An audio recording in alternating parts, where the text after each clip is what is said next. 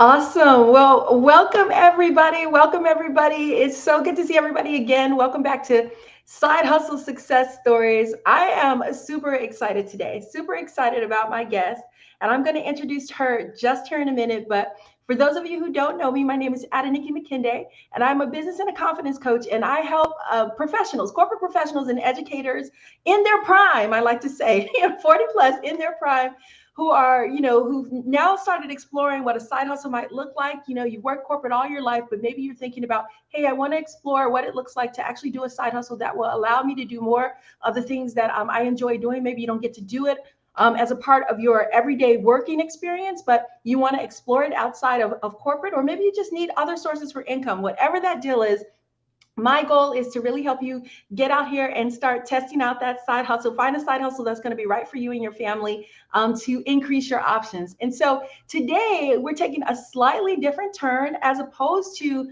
doing an interview with someone who's working full time and doing a side hustle, I actually have actually a former colleague, a dear friend, Bonnie, who actually we worked for the same organization, and it was actually a pioneer in the remote workspace. They literally were, I don't know the percentage, but I would say easily probably 80 to 90% remote. And it was an amazing organization that really knew how to recruit, the cream of the crop in terms of remote professionals. And so we're going to talk a little bit about what it takes to actually find and secure and flourish in remote roles, because what I know for sure is in the last couple years things have really changed, and people have really started to look for those remote roles. Most people are really thinking, hey, I would love to be able to have that balance that having a remote role will bring. And so my guest today is Bonnie. And Bonnie, please help me with the pronunciation of your last name. I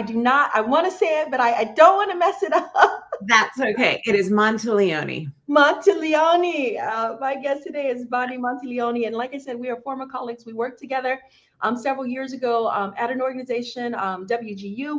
And Bonnie is now the Senior Manager, People Leader of Career Services at WGU. She's been doing that for a number of years. She has done a phenomenal job. She is just a natural people leader. And we're just going to talk about again what it looks like to actually do this role, do it, I think on the professional side, but also Bonnie's experiences and, her insights as a people leader in this space. And so, Bonnie, I want to just turn it over to you and let you just kind of introduce yourself and share, whatever you want to share about your career and, your intro into this remote working space. And then we'll jump into some content, into some questions. Yeah. Absolutely. Well, thank you for having me. It's so great to be able to connect to, again, dear colleague. Learned so much from you when we were working together. So hi, everyone. I'm so privileged to be here. So I started at Western Governors University 5 years ago,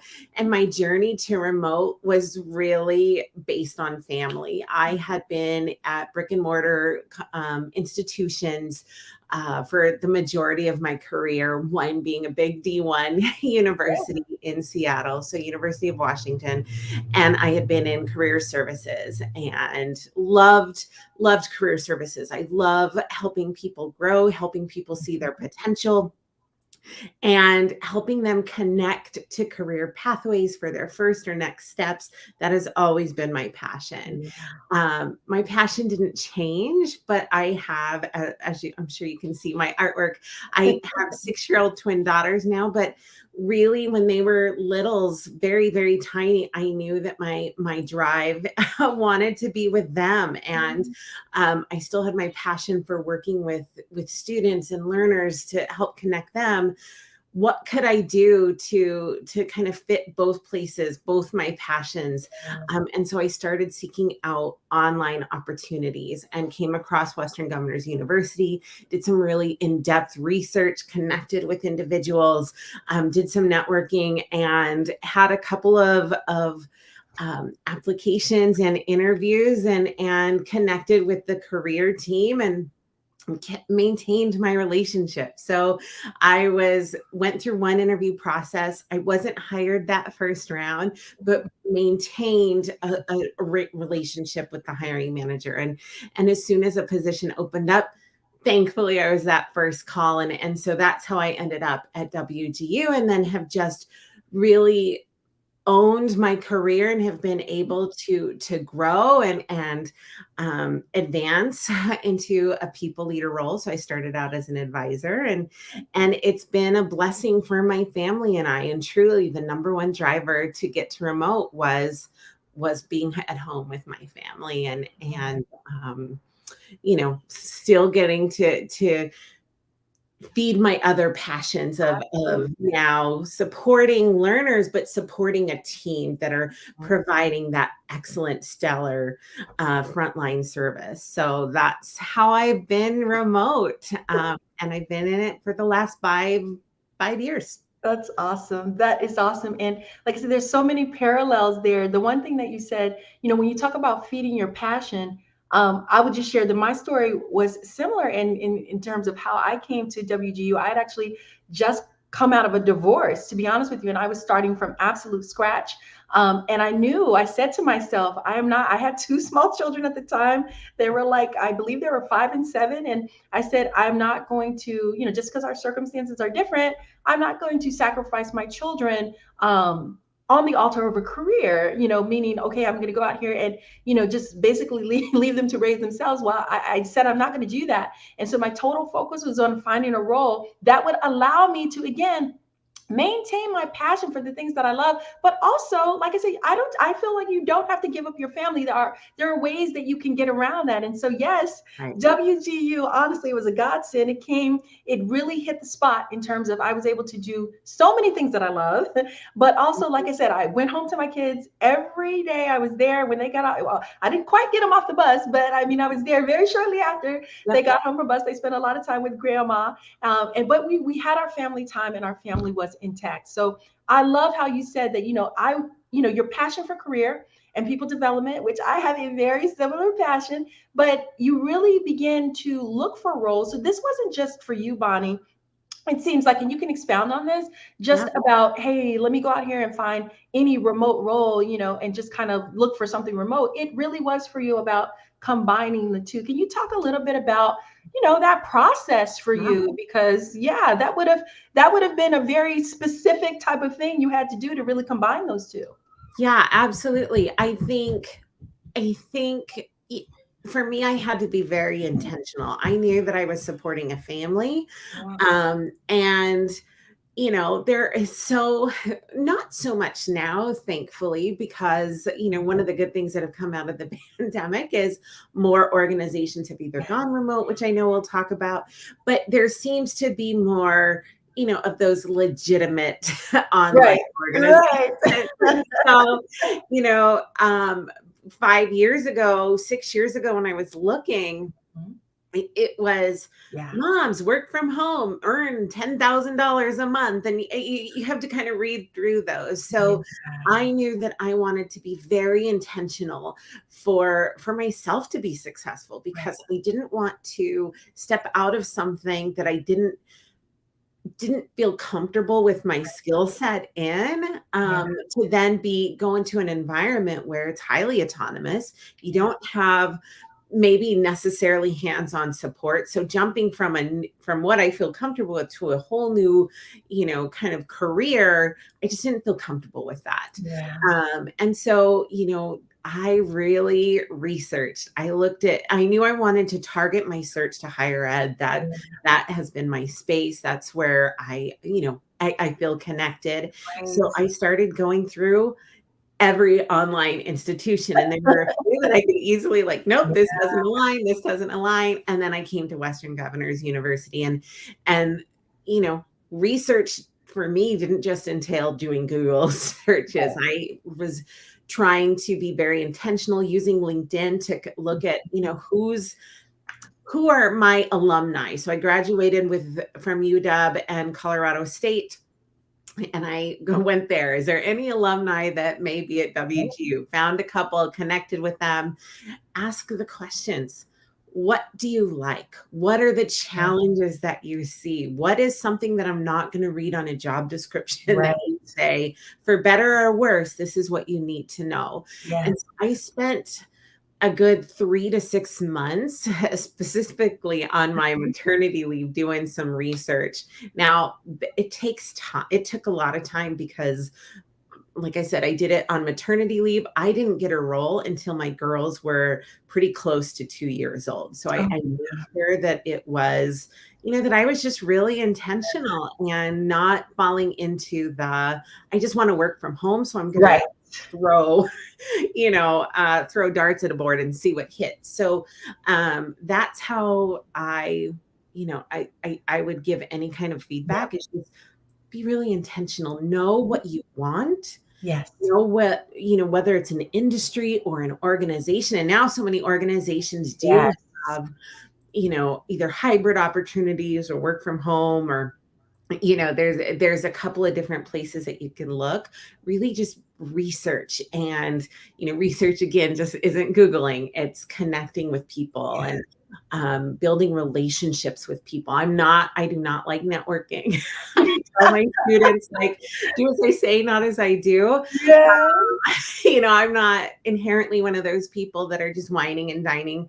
But I am a relationship builder, and I do like connecting with people. And so when I went to that kind of mindset of I'm just connecting with people, doing what I do best, it helped kind of ease the pressure of that networking word. So yeah, I was very intentional and researched and connected, and that ultimately led to finding my fit at Western Governors. That's awesome. That is awesome. And so again, like I said, there's so many things I want to explore there, but definitely the one thing that I heard, and I would love for people to take away from this is, like, even if you have your reasons for wanting to be remote, you still have to start with your passion. You still have to be very intentional and say, okay, what are my strengths, my skills? What is the thing I really want to do? And now from that perspective, now let me go do research again. That does not just include doing a Google search, but let me do research and take some time and really identify companies that are going to be a great fit, company whose values I align with, companies where I know that I'm going to be able to maybe grow and develop, and certainly utilize the skills that I know that I'm really good at. And so if you're in a job, don't be in a hurry to necessarily just jump off on the first work from home boat. I mean, because to Bonnie's point, you you don't want to jump from the frying pan into the fire. You really need to know what you're jumping into. It's just like any other job. In a way, it could be probably a little harder because you're at home by yourself. It's not like you can walk over to a coworker necessarily and get some advice. So that research is absolutely key. Taking your time is absolutely key in terms of identifying the right industries and the right researches. And even though you said that you don't like networking, again, people differentiate because it's true. Networking has gotten kind of a bad reputation just because of the way people have done it in the past. Hey, I'm going to go to this event and pass out my business card and, try and get people to give me something who I've never met before. And so it's this whole thing. Whereas in essence, what you shared, building relationships and just being authentic, in your relationship building, that is the real networking. That is actually the real definition of networking. And so, if you do that, little by little, and to your point, perseverance, there's an element of perseverance in this because you didn't get it right away, even though you were very highly qualified. Back in the day, we know these roles were super competitive. And I mean, hundreds of people were applying. And so sometimes it would take some perseverance in terms of getting in the door. Exactly. Yeah. And, I say build relationships. As soon as I got the call from the hiring manager at the time that I wasn't selected, everyone has had that call, and it's easy to say, okay, thanks. Well, thank you. And hang up. Yeah. Because I knew that this was the place I wanted to be. I kind of stayed on the phone and I, congratulated the person on a great hire for a great team. And I would love to connect. And this is the first time I'd actually really done that. I'd love to connect on LinkedIn if you feel comfortable, because I just thoroughly enjoyed this experience, not only from a candidate perspective, but ultimately I was with my career people. I was with like-minded people who I was learning from in the interview process. And the person was like, absolutely, let's connect. And I would just send a note I think it was April when I interviewed. At the end, I remember the person saying that they had some kids, that were finishing up, for spring break, I think, during the interview. Yeah. Kind of when summer started, I sent a note. Hopefully your kids finished the school year. Nice. I hope you have a great summer. Again, thank you so much for the opportunity to connect. Person wrote back, "Oh, thanks. So good to hear from you. We'll keep you posted." And again, I genuinely cared about the person, but Absolutely. took 30 seconds for me just to kind of Mhm. send a little note and keep in that communication line. Yeah, no, that's an excellent point because, to your point, sometimes candidates get so hyper focused on, I want this job, I want this job, I want this job, that, they forget, when everything settles, if they don't get it, it's just like they're focused on, their disappointment as opposed Yeah. to, how can I build a bridge? How can I keep this conversation going? So it sounds like you're saying again, you have to have a level of maybe self-awareness to say, okay, breathe. I didn't get this, but how can I how can I maintain this relationship? I mean, I think some emotional intelligence is Yeah. required to be able to, Yeah. step out of your feelings for a little bit and be able to say, how can I take this, how can I keep this, maintain this relationship? And the other thing that you said is the follow up. So you didn't just let it fall to the ground. Okay, thanks, see you later, whatever, it's done. The Yeah. follow up was key. And so you made yourself memorable, to that hiring manager in the process. And again, like I said, back then, things were so competitive. I Right. just remember this. I remember being in a room where a hiring manager told me, if a person is too focused on it being remote, I'm not interested because Yep. I don't get the sense that they're really here to do the job, that they're literally just here for the remote position. Absolutely. And I had that same mentality once I bumped into a hiring manager role. That was something I was listening for. Like, Yeah. why are you interested? I Mhm. know in the back of my mind that Right. was a big draw for me, Right. Right. but it wasn't the sole draw for me. And so, when I would ask candidates, like, why are you interested? Well, I'm just really interested in remote and working from home as their first choice. It was Yeah. always a red flag for me because I want to know, what about my organization excites you? What about what my team is doing? If you've heard about us from, an national association or whatever, what are we doing? I also know, or knew back then, that remote is probably a draw, but don't make it your primary draw. And so I I will say my mindset has shifted a little bit differently now since the pandemic. I'm not as rigid of, I don't just want to hear that first. Right. Um, I don't know if I've just become more understanding to that, or know that we're just, it's not as competitive for Right. online role. I mean, it's still Right. competitive, but I would get upwards of 300 to 400 candidates in a day for Yes. a supervising role. Yes. Now I get 300 to 400 over the course of the week the positions open. So I do think that if you're applying for roles and you get that interview, Mhm. really know that organization, be able to talk to the why, and Yes. don't just focus primarily on remote, because someone else, Mhm. will have organized that. And when I'm looking, or, research that. And when I'm looking at candidates, I want the people who I know us Yeah. versus just know us for being remote. No, that's amazing. That is awesome. And so yeah, we'll bring it forward a little bit because again, like I said, we we were in that pioneering stage when, it was just few and far between to find those remote positions.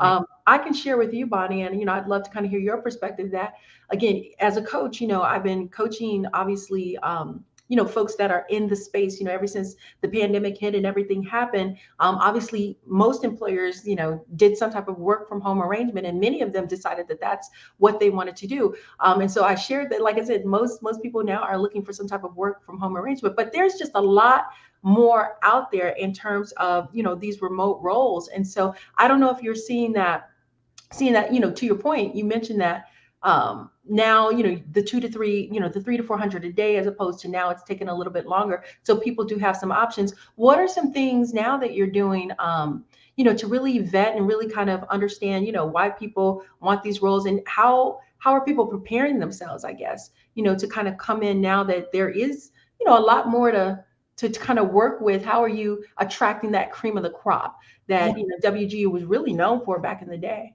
Yeah, absolutely. Great question. I think for us, we have really tried to create an interview experience that the candidate is learning from us just as much. And it's not just a quick screening and then maybe a presentation. We're really being thoughtful in, you know, ensuring that us as the hiring team are educating them. This is what remote looks like. Right. These are the challenges that you have with remote opportunities. What really drew you to this, knowing about challenges and, definitely the benefits. Yeah. Those are known, but here are Right. the challenges that you need to know about. And does this seem like a fit for you? And really allowing, the candidate to drive the experience, because I also know that it is a job seeker's market, Yes. and I want the candidates that are really looking for something meaningful. And it's not solely about where the opportunity is, but what drives them. And really, opening up ourselves. Like, we used to have some pretty rigid guidelines around what kind of advisors came on. We wanted individuals with experience because our learners are adult learners. So how can we support them if we have kind of new graduates or whatever? And we've changed that conversation. So we've also changed the requirements of our roles to be more broad, to be more inclusive. Yeah. And really bringing out the inclusivity and trying to attract diverse candidates as well, and really understanding and doing some targeted searches and postings in certain areas of the country where maybe we do not have a strong presence. Has been something else that we've been doing, but really truly it's come down to the interview experience that we can always have someone do a nice PowerPoint and a presentation, but ultimately that's all it is. It's a presentation. I want them to go through the process of meeting the hiring manager, to meeting, we have advising leads, to meeting the entire team, so that way they're getting as close of an experience as they're going to be working with than just the hiring manager and the recruiter. That's just not enough. And we're really going from we want a strong candidate experience versus, we want, just to hire someone good, because those two shouldn't be exclusive. That's exactly right. I love that. I love that. And what you noted about the shift. So you mentioned it being a job seekers market, and I've noted that shift as well. That there's this term out there now called, I don't know if you've heard of it, quiet quitting. Yep. Yeah, and me and a colleague were discussing it, and I was sharing that there's some debate about what it is, but in my mind, from my perspective, what I'm seeing, it just appears to be folks have, instead of climbing the corporate ladder and doing all the excess that a lot of people used to do, it seems like people are now saying, hey, I'm going to come to work and I'm going to do my job, I'm going to meet expectations, but before and after work, that's going to be my time, and I'm going to, whether that's a side hustle, whether that's family time, I'm just going to do my thing. And so people they feel like they have a few more options. And so whereas maybe corporations in the past, maybe there was more of a power differential in that favor. Yeah. Now it's starting to shift a little bit. And I do see corporations are having to shift, because employees are saying, hey, I want you to kind of meet me, I want you to flex a little bit and allow me, to work from home, maybe even if it's not full time, maybe 1 or 2 days. And so do you see that shift as definitely being something that's taken hold? Yeah, I do. And I do appreciate individuals kind of using that term as I'm finally setting boundaries. I have a colleague at my previous institution who would work 70 hours a week. Wow. And once they kind of had to go back to 40 and work those normal hours, their leader was like, well, you're just not working hard enough. Wow. Yeah. And that's where I think and I hope that people have confidence in themselves and the work that they can step back and say, I'm going to work this. I tell my team, like, to get in lines, to move up, to have that advancement, I never expect you to work 70 hours a week. Be efficient with your time, work the 40. Also, if you have extra time in your day, what are other ways that you can Right. help support the team, but never to the point that you're working all of these hours and are burnt out. And so I actually support individuals saying, you know what, I'm taking a step back.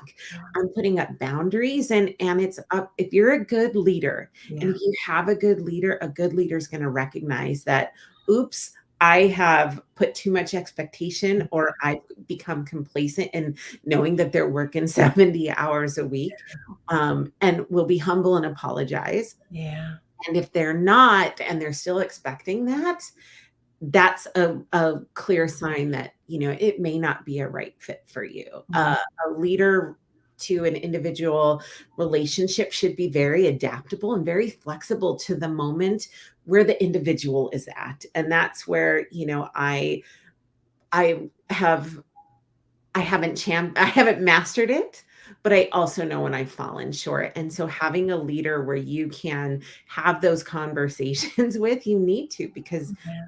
boundaries, we deserve to have boundaries. We should be able to have them without repercussions of, gosh, my career is not going to go anywhere, or I'm going to have to leave, or whatever. It shouldn't go down to that, but sometimes it does. Yeah. Yeah. Well, I love you, Bonnie. I just really do. I mean, like I said, to your point, we're all striving, for the next level. But I mean, in terms of your ability to not just lead from a practical standpoint, but your true heart and care for people, that has always come across. And I mean, it's proven that, when you care about people, it's like they'll do flips for you. I mean, they're going to do their work and they're going to be happy to do it. It's going to be a great environment. And so, you've always brought that to the table. So I'm just, so excited to know you. Well, it is truly. I had one of the greatest leaders when I first moved to Washington. I worked at a church, and the leader was just, he led with love. And I tell people that's my leadership style, and that love isn't always a field of daisies and Right. all these good conversations. Love is also having the courage to Yeah, have tough that's conversations. exactly right. And um people deserve to know and not wonder where they fall with things. Yeah. And I have found that I've always worked harder for people that have shown care for me as a person Yeah. first, because truly, people, that any individual, work is, it shouldn't be their top priority. And I recognize that it is for some, and I'm not saying that it's wrong, but we have families, whether we have children or not. We might have partners, we might have parents, we might have, Yeah. siblings.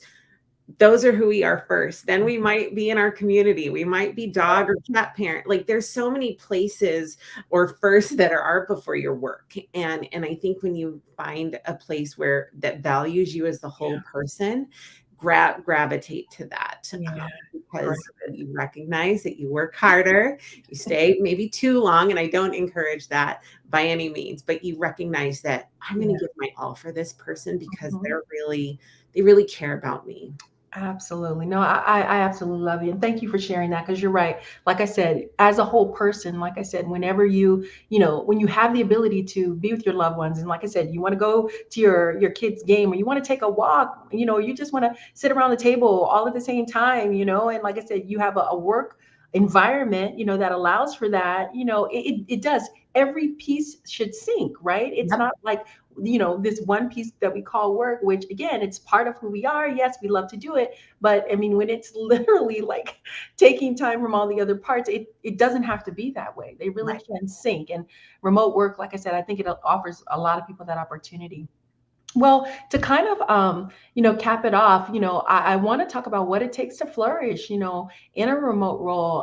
Again, I work remote for 10 years. When I was with WGU, there was that part of it, and obviously I transitioned out into my own business. So I've I've literally been working remote for almost 10 years. And so, Talk a little bit about, kind of from your perspective, what does it take to flourish, when you're in these remote roles and continue to grow and not stagnate and not just become, pajama bottoms and, you don't want to let yourself go down and get down the tube. So can you talk a little bit about the flourishing, not just from work perspective, but even from a self-care perspective? Because I mean, you could kind of get a little sloppy there sometimes Yeah, with the remote yeah, stuff. yeah. I can't speak to the pajama. I do wear yoga bottoms, except today, I will say. So I can't quite speak to that authentically and honestly. No, no, no. But I would say in flourishing, I think knowing and truly doing a self inventory of who you are, what your values are. And it doesn't have to be your long term goals, but Right. really, what are the goals that you want to achieve in the next 1 to 2 years? What are those advancement goals if you have any? And when you get to a remote environment, or even if you're not in a remote environment and you're just thinking about your career advancement, have conversations with your leader about what that looks like. Mhm. Some may go to you and ask what kind of advancement you want. Others just may not have the time, or it's not front of mind for them. So that's where you really have to advocate for yourself and That's and true. Yeah. and have that conversation. And I did when I first came to WGU, and I had my first leader here. I said this, I've been doing advising for a long time. I don't know that I ever want to get into a people leader role, but what would be next for me? What Right. would that look like? And I made sure that I had the conversation with her, not, first thing in the morning. Neither one of us are morning people. So, being really intentional again around those conversations and just keeping them in the loop of what that looks like. And that can change because life can change. Right. Um, and so I would say having those conversations around what your goals are, short Mhm. term, long term, what does that look like? Yeah. And really, what are your values? So that way you can incorporate them and try to get them into your work. What drives you? What are those passions? And are there opportunities for you to start incorporating them into your role if you're not doing them already? So I was also looking at what are gaps or what are holes that I'm seeing that I can, you know, showcase to my leader that I have initiative, but also drive my passions as well. And so be looking at that because it serves to, a dual purpose. I think the other piece, Adenik, and you talked about that, is self-care. It is very, very easy to become very isolated in a remote role. You don't have the office door open or Right. the water cooler. And my previous office, I loved my office. It was where people would come in the summer and they would just work in my office if I didn't have appointments. Ah, And so I was missing that. And so making sure that you're really, aware of what you need to be mhm. successful. If you need to take a break and go to a Starbucks and Right. just have interactions, do it. If you need to walk, do it. Because not only are you isolated, but it's very easy, and I call it the work creep, and I talked about it earlier, is to start to stay later. Yeah. Well, I don't have that commute. Mhm. I can just stay later, and then staying later, it starts to you've already worked, over 40 hours at that point. And so, I have an evening commute, and it's literally right out the door, and then it's like family life. Right. Oh, I spend 15 minutes after I lock everything down. I will, kind of either watch a little bit. I'm a big, I love baking. That's my side hustle. Yay! So, I will watch some, Pinterest videos on baking. It helps kind of ease my mind, or I'll kind of catch some Food Network shows before I kind of head out to my family life because I want to be able to be present for them. Again, I have 6-year-old twin daughters and my Yep. husband. Um, and I need to be able to say, okay, I need to leave what I've just done at work, have a little moment to myself before I kind of start, family life. And so being Yeah. really intentional about what you need for self-care and Mhm. advocating for that. And, Advocating for you know, that. I also talked to my leader about it Mhm. at the time when I moved. This is what I need. Just a heads up to how does that work? And she helped me really talk through things that I need. And I kind of adopted them. And I'm talking to myself as much as I'm talking to everyone joining today. you need to be really intentional about yourself, Yeah. and not forget it or not put it, shelve it, or, because it's really easy. And that creep will just start creeping in further, that you recognize that you're on the trail to burnout. Yeah, that is so. I mean, like I say, you hit all the key points. I will just add again because I've been doing this for a while. I mean, you're absolutely right. Even scheduling, if you have to, like when you put your schedule in. You know what? I'm gonna get up and I'm gonna take a 15-minute walk if walking is your thing. I know I'm very heavily involved in my community, and so I actually have community service things, 2 or 3 a week that I know that I'm going to go to, and that's going to be kind of my way to take care of myself, and I'm giving back and I'm enjoying being around that. So and I'm a big advocate of getting up, doing your hair, putting on your makeup, if you're a woman, and actually getting dressed, because there's just something psychological about just kind of putting yourself together that does make you feel better and project better and things of all that nature. And so there are so many little things. Everybody, you're right, has to kind of sit down and really reflect and understand who they are and what they need. And so build those things in, have those conversations. If you're working with a team or a leader, have that conversation with, hey, actually, I'm going to work, at Starbucks today. And so, I'll just be, just so I'm off site, whatever that looks like. As long, like I said, that's going to make you that much more productive. You're going to be that much more happier. And so, at the end of the day, the people that really care about you understand that the happier you are, the more productive you are. Who cares? Kind of like, what you have to do in order to get that, as long as the result is the end. And so taking care of yourself, so important. And I think one thing that you said and then I didn't say was building those people around you, build a community.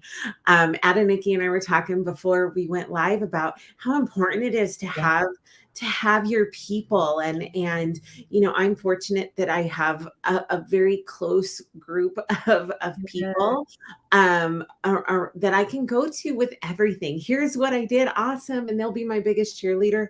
They will also be the shoulder I need to lean on and they're also my blind spot checkers. What am I not seeing? Give me perspective, and that trust is there. That one colleague who's not afraid to give me the hard feedback, and I appreciate that about her. And she checks my blind spots. And so you want to build that community around you that are there for all of the pieces that you need to grow, to learn, to feel recognized and celebrate achievements, but also you don't want to lose those perspectives. And sometimes as people, we get blinders on. And so have those individuals that know you to say tough conversations or say, hey, you may want to look at this differently. And so I've been very fortunate to build relationships, not only within my direct team, but external, that are very, very helpful and help me to grow and learn each day. No, that's good. That is really good. Like I said, there's you're right. You absolutely have to have someone who's there to cheerlead you, but also, to your point, challenge you. That's how we all get better in that community. And one thing that I actually just started this week, for maybe those of you who you haven't had time to build that community, is I join, I'm a part of a couple of Facebook groups in my actual city where the women live. And I put out there, hey, for those of you who are working from home, how about we meet up at the local library and have a remote work day? And we did that. And it was such a great deal. It's like we got to work, but then you got to, me and my new friend, we actually had a chat and learned. We had a ton in common.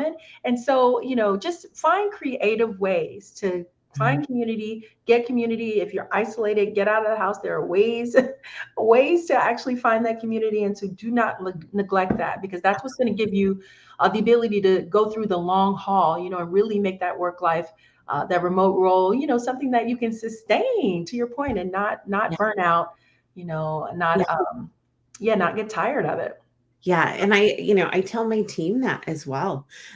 My team, like I said, are student facing. They're on the front lines. They're providing excellent support. And, I often probably sound like a broken record to them of take care of yourself. You're not saving lives. You don't have to be online 24 Right. hours a day. You do not need to have email on your phone. Truly, there Yeah. is nothing that important that you need to check at midnight, because if you're not at your best, Yes. how can you support people when they're at their worst or That's their worst? So, you know, so good. really advocate for what you need to be at your best, to do your best, whatever that role is, whether it's a Mhm. customer service facing role or it's a technical role.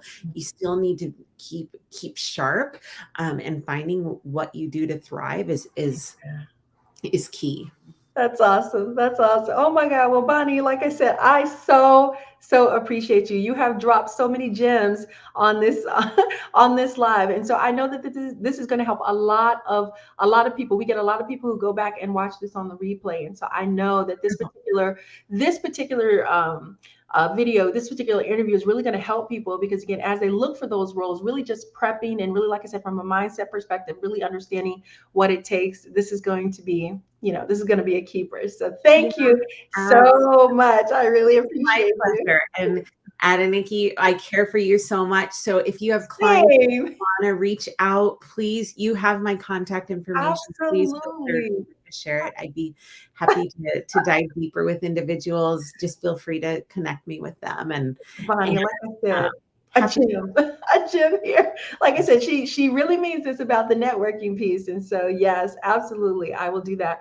Well, we're going to wrap up today on Side Hustle Success. Again, for those of you who are looking for those remote roles, maybe, like I said, that is your intro. You've never worked outside, of a corporate environment before, and you really just wanted to get that inside look on what does it take and what does it look like, to be in that remote role. Hopefully this was interesting. Aisha, thank you. Thank you so much for coming.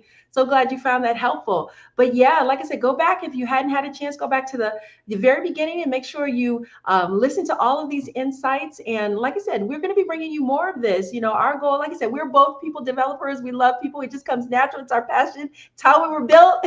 And so we're always looking for ways to help people win. And so hopefully you found this helpful. Again, join us again in a couple of weeks when I'll be bringing you another Side Hustle success story.